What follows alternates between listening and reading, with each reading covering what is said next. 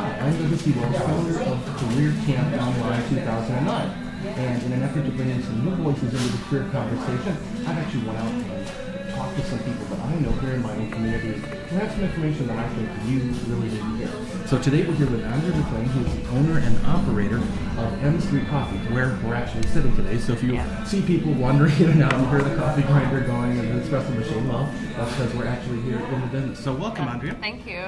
It is great to talk to you today. I really have found M Street to be one of my favorite places lately to come. This is kind of my first point of coffee whenever I go out. Good. So the questions that I have were, first of all, why don't you go ahead and introduce yourself to everyone and say, you know, who are you and where do you come from?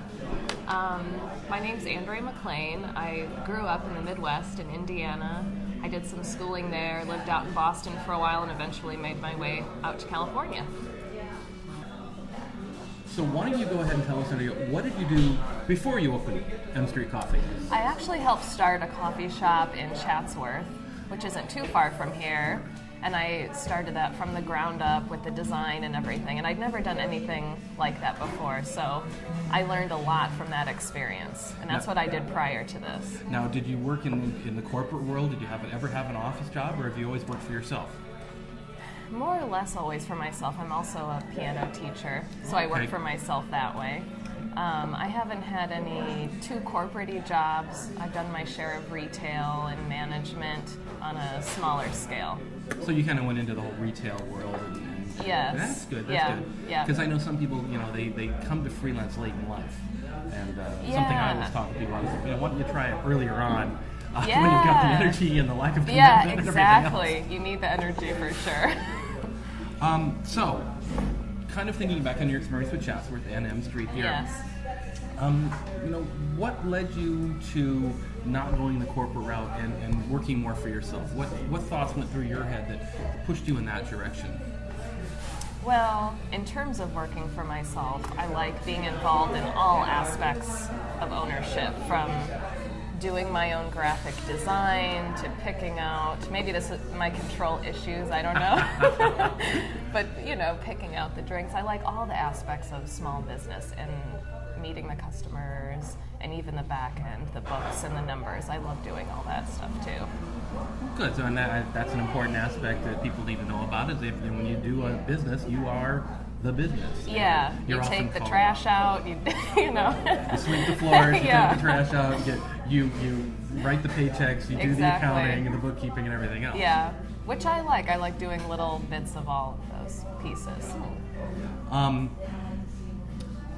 How long did it take you, let's use M Street as an example, how long did it take you to put M Street together? I would say 4 months before we opened, I started working on the project with a business partner. And we did it a little bit different. Some businesses, they'll have a big grand opening and be really planned. And we just sort of unlocked our doors one day and evolved slowly. I believe they call it a soft opening. That's a soft opening, yeah, exactly. I learned that in my Disney days. I learned about soft openings. Oh, really? So about 4 months. Now that seems rather short compared to some of the other openings that I've heard of. And I think it helped that I had just come out of the coffee shop that I was in before, that I had just planned for. That one, I planned for almost a year in advance. So I had done a lot of the legwork prior with the other business. I think that helped out a lot this time around. You kind of had all the connections and all the, you know who to call for coolers exactly. and espresso machines and everything, all the specialty the equipment. Roasters and all of that. I had met a lot of those people. That's good. Now, going back to Chatsworth then, was that your first foray into the coffee world? More or less, yes. So in that case, you had to start building some of these relationships. So yes. Can you talk about that at all, as far as, you know, what were some of the issues involved in breaking into the whole coffee world? Well, I attended a few coffee shows and went around and just met some of the local roasters. The big show, they do a big coffee convention in Las Vegas, and so a lot of Southern California roasters and businesses were out there, and I got to meet a lot of them there, and then I reconnected with them out here. and everyone's trying to sell you on their product, and you course. just have to figure out, what feels right for you and what makes sense for your business. And in another aspect of how do you let's talk about the customer side of it for a moment. I mean, obviously you're going to buy something because you expect to sell it. Yes. So how do you talk to your customers? How do you figure out what your customers want, both before and kind of during the operation? That's interesting. You feel it out, but then also you have a lot of customers that you've become close with and you trust their opinion and you outright ask them, get their feedback. And also shopping around at other local coffee shops and seeing what people are little research there. Right? Yeah, exactly. Cool. Yeah. Of that process of getting started, what did you find to be the most difficult parts? Probably all the legal side to things. The taxes, dealing with the State Board of Equalization. It was just difficult for me to get my mind around those things. But luckily, they have free classes and seminars that you can attend through okay. There's something I never knew before, guys. Yeah, the State Board of Equalization. Here, there's one in Van Nuys, and they provide free seminars and classes that you can go to and learn about. Everyone is different with their taxes and what you have to pay, and anyways, I learned a lot. I attended some of those seminars. So even though those were challenging things, the state provided some opportunities to learn. Were there other resources like that besides the taxes that you were able to take advantage of? Small business loans, information, anything like that? Even through some of the expos that I attended, I learned about that information. And there's there's employment development offices all around. You can go visit them and pick up free paperwork on how to file and small business loans and all of these things too. So there's people out there There's actually resources. trying to help you Yes. in doing something like this. Yeah. 'Cause I think some people feel they're kind of on their own sometimes. Right. They're kind of hanging out there going, what do I do now? Yeah. So it's good to know that there's some assistance. Any other difficult parts beyond that? I'm trying to give people kind of a background understanding, kind of first of all the dark and dirty side of what brick walls did you run into when you're trying to do something like this. It's always important to create a good team going in, and I didn't really hit a brick wall that way. I feel so lucky and blessed with the team of people who I have here. But just interviewing and finding the right team, that takes some time if you really want to develop a good, strong team and a foundation. Now, did you have most of your team in place before you actually even did your soft open, or were you doing me. everything? It was me for about 2 months, opening and closing, and running down to 7-Eleven when we ran out of ice and all of that jazz. So, That's what we want to hear about. We want to hear all about this stuff.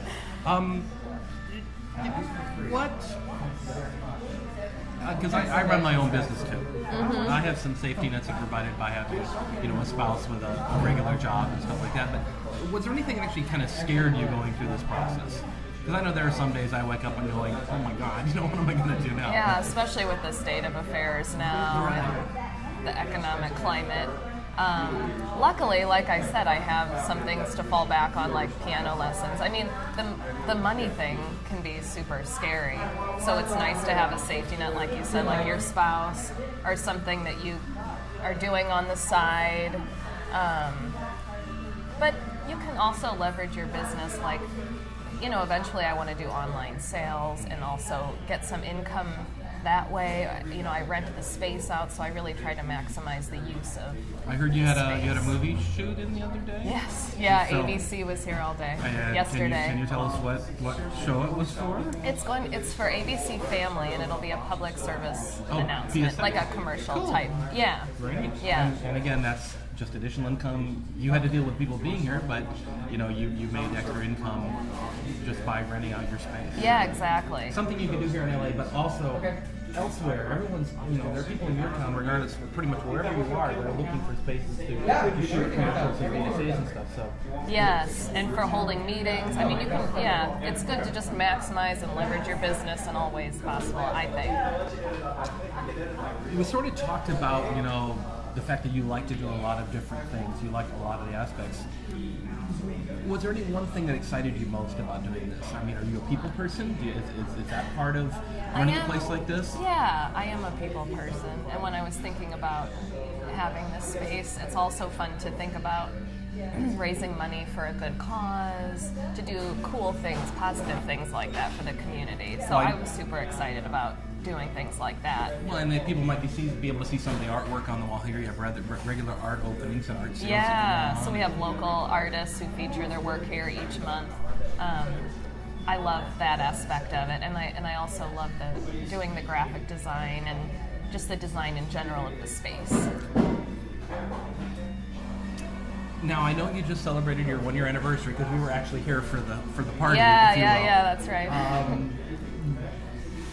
That's a big milestone for any retail establishment. Yeah. Typically, you hear all sorts of figures about restaurants and stuff that fail within the first year or whatever. So yes. That's obviously a big mark of your success. Now, have you seen any challenges going down with the current economic climate or anything like that? Well, I think one of the challenges of any business is when you're growing and dealing with the growing pains.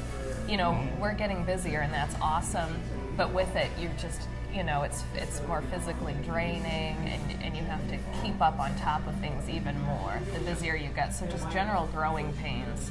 When the line starts to go out the door, things get a little hectic around. Yeah, but I mean, I know it's a good problem to have. So yeah, we often describe that as, God forbid that we should have that problem, right? Yeah, I know. Exactly. But it is something to deal with. It's something to think about and try to manage for sure. Yes. And be on top of, your inventory is all of a sudden doubling and there's space issues and there's more money going out, but there's more money coming in because your sales are increasing. So it's just dealing with balancing it out, so you got to make sure that you don't have a certain week it's got a lot of sales and then you have a slow week and all of a sudden you've committed to inventory and exactly. That's something that always has amazed me looking from the outside into the retail world is how do you balance all of that stuff? Yes, so having a good, right now we're working on a better inventory management system where we know exactly what's going on. Where before we could be a little loose, and now we need to tighten up the ship a little more because we don't want to run out of product or have too much product on hand. Yeah, that's a bad situation either way. You're going to get punished on either side of that exactly. equation. Yeah. Yes. What would you recommend to someone who was going to do something like what you've done here on that street?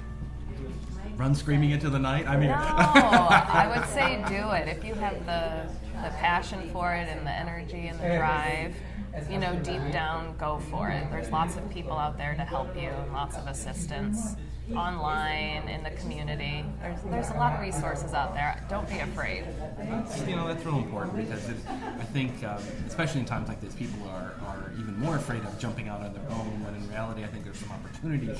I believe so too with small business. Yeah, it's very interesting. M Street being one of the examples I hold up is that we're actually starting to see a resurgence in the independent coffee house in LA. Where a lot of them, we used to be really big in the coffee house kind of world 10 years, 15 years ago when we lived in North Hollywood, and it sort of faded away, and now it seems like it's definitely coming back. So. Yeah, and small business in general, big business, it's harder to make quick changes in this climate, and with a small business, you can make a decision like that, you get to know your customers, you have a lot of advantages over larger companies, I think. You can be a little more flexible. Yeah, exactly. That makes sense.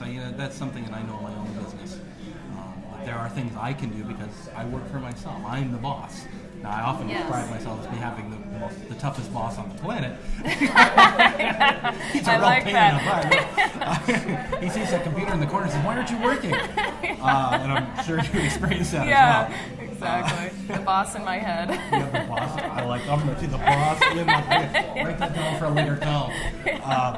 But that's certainly important.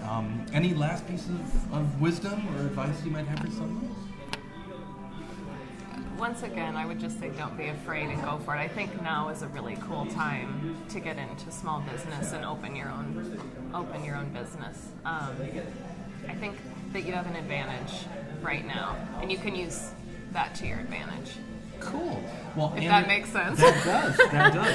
I want to thank you so much, Andrea. It's been a great you. pleasure talking with you today, and I'm sure everyone out there will get a good dose of wisdom out of this, and maybe we'll encourage some people to go out on their own. And Yeah, I hope so. even if it's not a coffee shop, but if something other that they're interested in doing, jewelry and crafting is really big right now. I have several friends who are kind of getting into that world of it. Oh, nice. So if you Go for have it. questions for Andrea, please go ahead and put them in this discussion forum, and Andrea will either check in on her own or will bring over questions for her to answer for you. So thanks for joining us again. You can find out more about this video at M Street Coffee at mstreetcoffee.com. You got it, yeah. mstreetcoffee.com. Thanks again. Yeah, thank you.